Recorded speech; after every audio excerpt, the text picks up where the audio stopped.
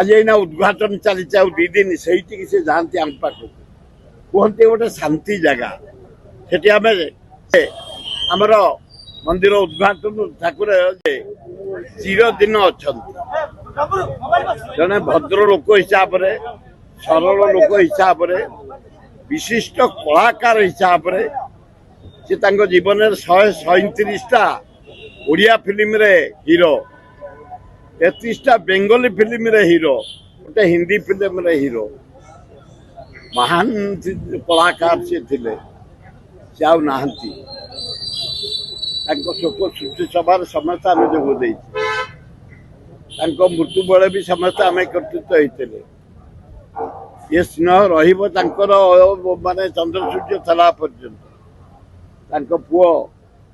बाबू किसान बढ़िया भी ना कर कलाकार हिसाब से बहुत सुनाम अर्जन कलानी ईश्वर आल्ला जीशु बुद्ध नानक जगन्नाथ आशीर्वाद दिंतु